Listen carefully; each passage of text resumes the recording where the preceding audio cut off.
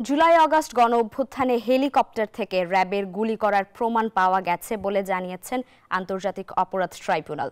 হত্যা মামলায় বাহিনীর সাবেক মহাপরিচালক হারুনুর রশিদের বিরুদ্ধে গ্রেফতারি পরোয়ানা জারি করেছে আদালত। এদিন সাভারের আশুলিয়ায় গুলি করে হত্যার পর ৬ জনের লাশ পোড়ানোর অভিযোগে গ্রেপ্তার পুলিশের একজন এসআই ও কনস্টেবলকে ১ দিন করে জিজ্ঞাসাবাদের নির্দেশ দিয়েছেন ট্রাইব্যুনাল।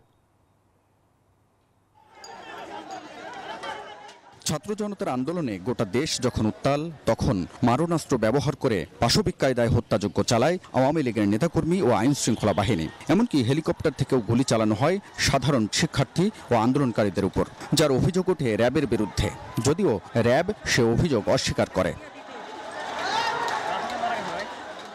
হেলিকপ্টার থেকে র্যাবের গুলি করে মানুষ হত্যার অভিযোগের সত্যতা পাওয়া গেছে বলে জানিয়েছেন চিফ প্রসিকিউটর। নির্দেশদাতা হিসেবে র্যাবের সাবেক মহাপরিচালক হারুনুর রশিদের বিরুদ্ধে গ্রেপ্তারি পরোয়ানা জারি করেন ট্রাইব্যুনাল। এ নিয়ে জুলাই আগস্টে সংঘটিত মানবতাবিরোধী অপরাধের অভিযোগে ৯৬ জনের বিরুদ্ধে গ্রেপ্তারি পরোয়ানা জারি করলেন ট্রাইব্যুনাল। আগামী ২৩ মার্চ এ বিষয়ে পরবর্তী শুনানির দিন ধার্য করেছেন আদালত।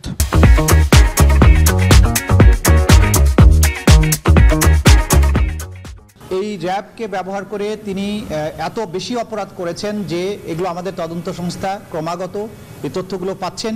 সেই তথ্যগুলো সংগ্রহ করে প্রাথমিক অবস্থায় তার ব্যাপারে যে তথ্যগুলো পাওয়া গেছে তার ভিত্তিতে তাকে গ্রেপ্তার করার জন্য প্রসিকিউশনকে তারা অনুরোধ জানিয়েছিলেন।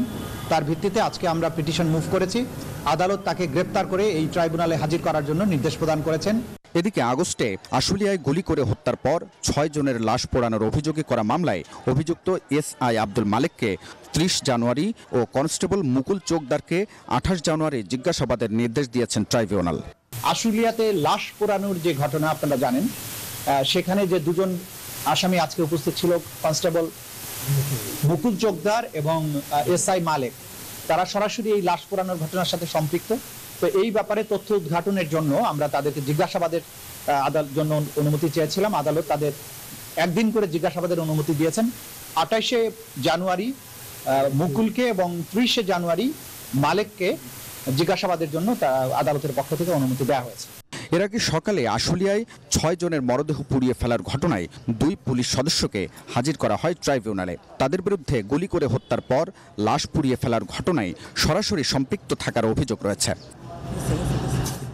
হাবিবুল ইসলাম হাবিব, নিউজ 24, ঢাকা।